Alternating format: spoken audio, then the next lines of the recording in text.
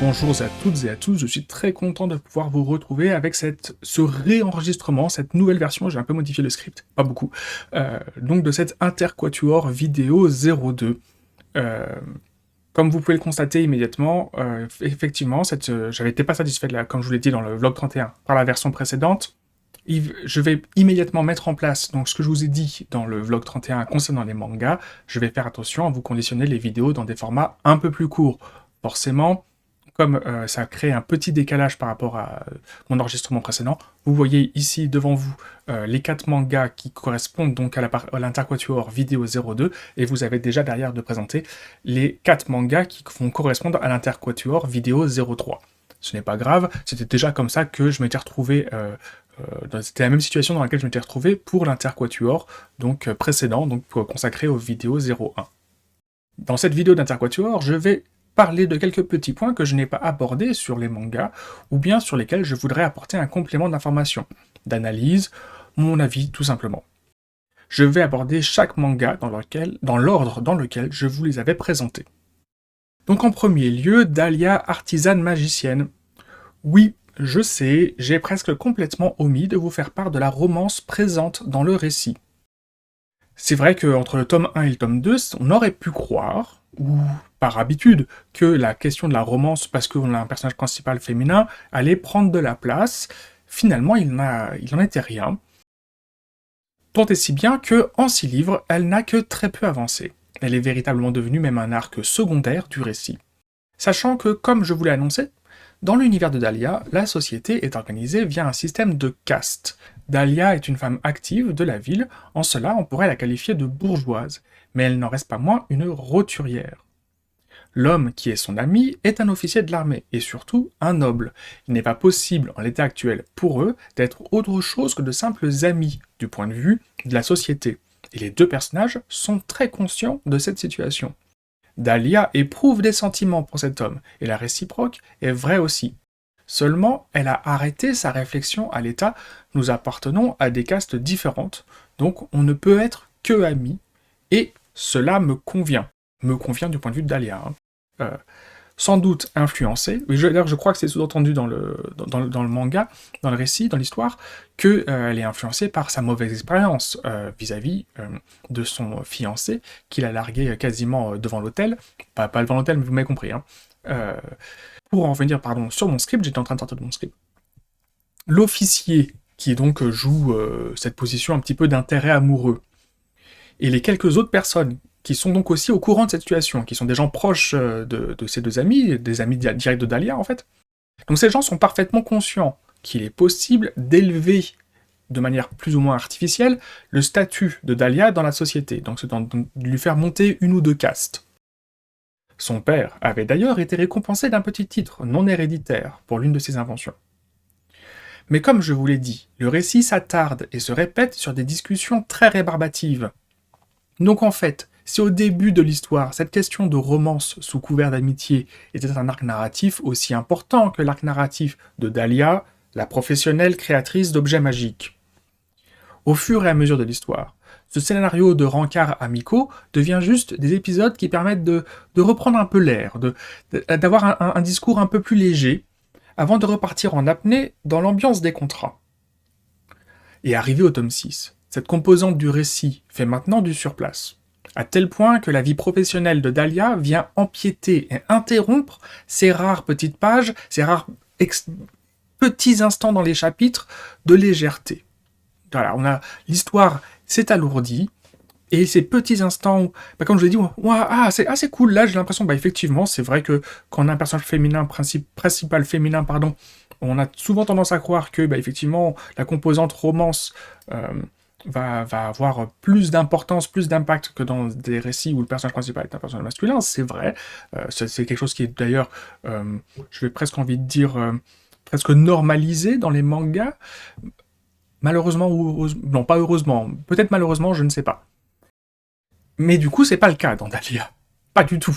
Et même de moins en moins. Ce qui fait que lorsqu'on se dit « Ah tiens, je retombe sur quelque chose où j'ai l'habitude, où je me sens un peu à l'aise », et en fait, là où au début, on se disait « c'est bien, parce que du coup, ça me permet d'avoir vraiment des variances dans le récit, entre cette partie très professionnelle, de plus en plus professionnel. Et puis là, du coup, je retombe sur des petits moments de romance, des petits rencarts, des petites interactions entre ces deux personnes qui ont un challenge relationnel amoureux. Mais en fait, arrivé au tome 6, comme je vous dis, la vie professionnelle est en train de empiéter et de bouffer de l'espace sur ces petits instants de romance qui, comme je le dis, font du surplace maintenant. Et donc c'est pour ça, il faut que j'explique pourquoi j'ai fini par retirer ces quelques lignes que je vous ai dit, ces quelques minutes de mon script final pour Dahlia. Quand j'ai fini de rédiger mon script, je me suis dit, attention, je venais de prendre la décision de retirer ce passage. Est-ce que je ne suis pas en train de partir dans un tunnel? En focalisant ma présentation sur donc ces histoires de contrat, est-ce que je ne suis pas en train de négliger plein d'autres aspects du récit et donc de l'histoire de Dahlia que je devrais vous présenter? Et après réflexion, mon point de vue a été, le récit lui-même a étouffé son histoire avec l'accumulation de dialogues tournés sur l'analyse des objets, les contraintes légales de production, tous ces aspects contractuels. C'est-à-dire qu'au fur et à mesure de la lecture, on perd complètement le regard ludique et l'émerveillement de la création et de l'invention des objets magiques. C'est-à-dire que ce que je veux vous dire, c'est que non seulement ce rapport au travail est finalement assez terre-à-terre, qui est présent dans le manga Dahlia, a non seulement étouffé les autres histoires, et notamment la partie romance, mais en plus est elle-même en train de devenir tellement rébarbative que elle est en train de tuer ce petit côté fun, ce petit côté ludique qui avait à l'origine, même dans les premières pages, dans les premiers livres, dans les premiers tomes de Dahlia. En cela que je ne suis pas opposé au discours technique, voire très technique. J'adore le manga Dr. Stone. Et ça parle technique et sciences dures dans tous les bouquins. Pour moi, c'est même mes passages préférés. Comme je vous l'ai dit, j'adore qu'un manga m'apprenne des choses. Je vous ai dit ça dans des vidéos précédentes. Dans Dr. Stone, je prends plus de plaisir à lire et à suivre les explications et la mise en pratique des sciences et des inventions qu'à suivre l'aventure elle-même et le fil rouge du récit qui nous mènera jusqu'à la fin de l'histoire. Mais dans Dr. Stone, le processus reste ludique, car la création et la mise en pratique de l'invention sont déterminantes pour faire avancer l'histoire. Dans Dahlia, cette étape a été raccourcie de plus en plus pour se focaliser sur l'étape contractuelle. Le premier contrat que signe Dahlia, l'étape se fait en une page. On comprend qu'elle trouve ça compliqué, voire pénible. Et en fait, c'est assez nickel. Ça tient bien en une page. Voilà. Je pense qu'il était possible de faire des variantes et des réinterprétations de cette page par la suite pour chacune des nouvelles inventions. Plutôt que de nous raconter dans le détail le contenu de toutes ces réunions. L'histoire de base fait que Dahlia a déjà un certain nombre de réunions et de rendez-vous professionnels. Parce que on est d'accord, j'entends bien. Le titre du livre, du manga, c'est artisane magicienne, pas roturière qui cherche à trouver un amoureux noble. Je suis bien d'accord, j'entends bien. Donc de base, il y a effectivement un environnement professionnel très développé. Mais là, pour moi, c'est trop.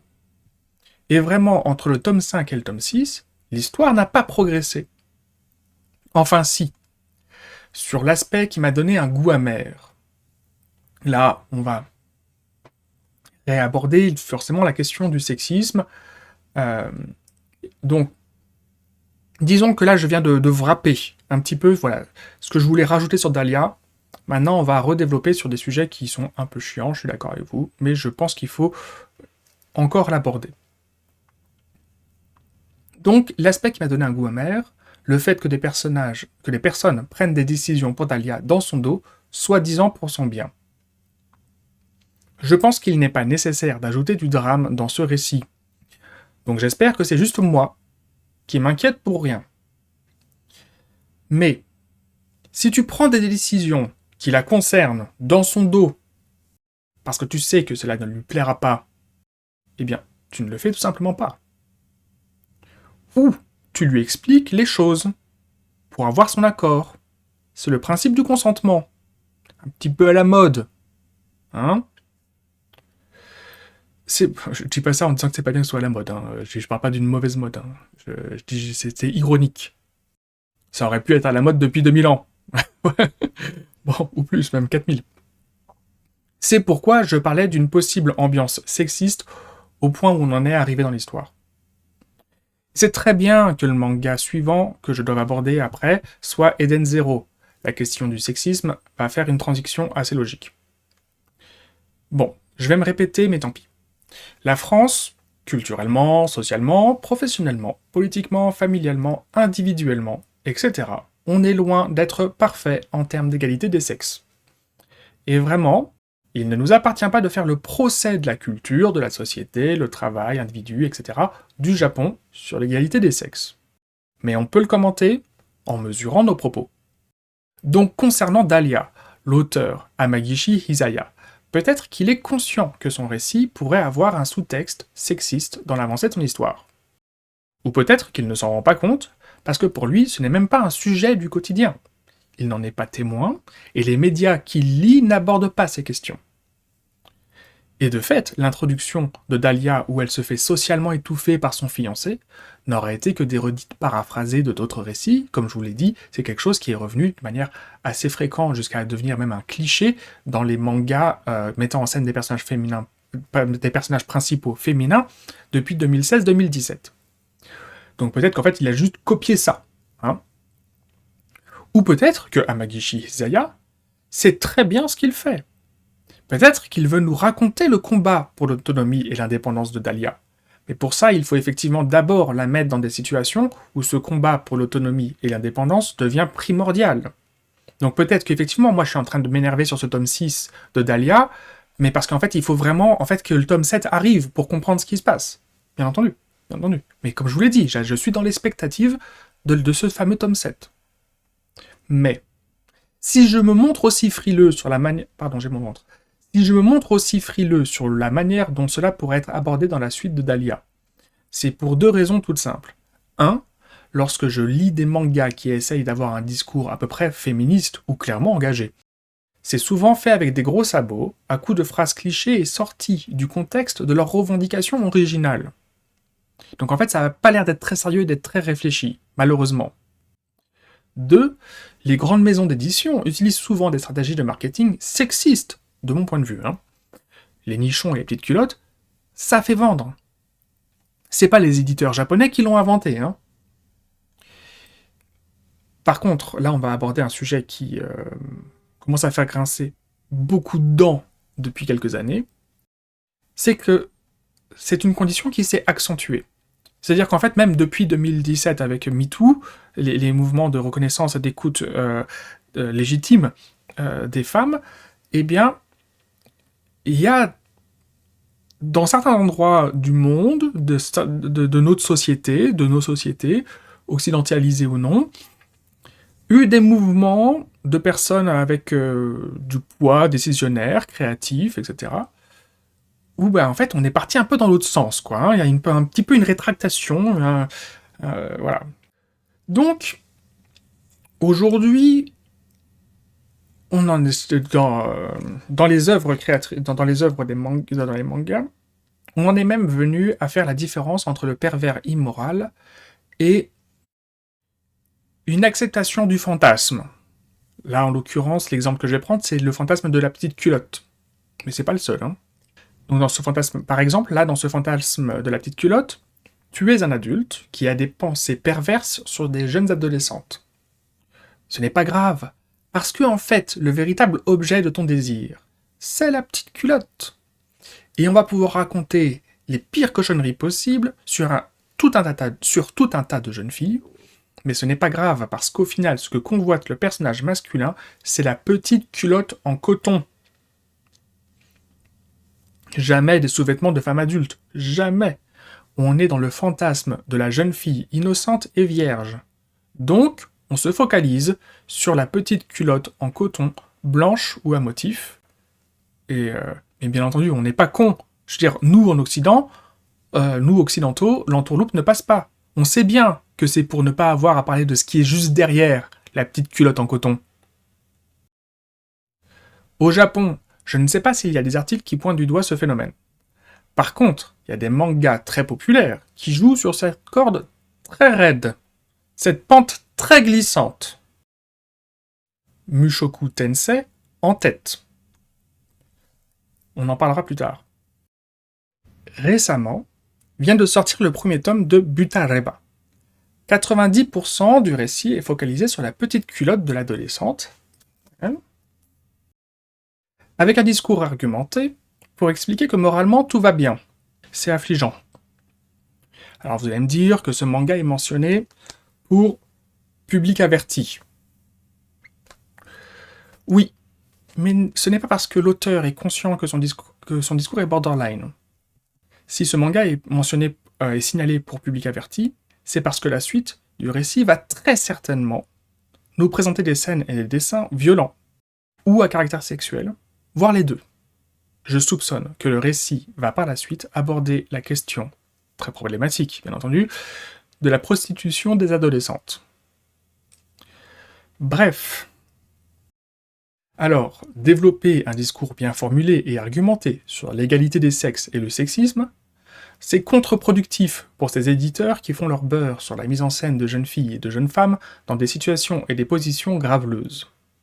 D'où mon inquiétude vis-à-vis de la manière dont pourra évoluer le récit dans la suite de Dahlia, et sur la manière dont seront gérés les rapports sociaux entre le personnage principal, féminin, et les protagonistes masculins. Voilà, environ une quinzaine de minutes que je m'exprime sur le sujet. Je vous remercie pour votre attention, je mets, voilà, fin de la partie 1. J'enregistre moi dans la foulée la partie 2 d'une traite, et je vous la propose en vidéo très rapidement, très prochainement. Je vous remercie pour votre attention. À très vite. Au revoir.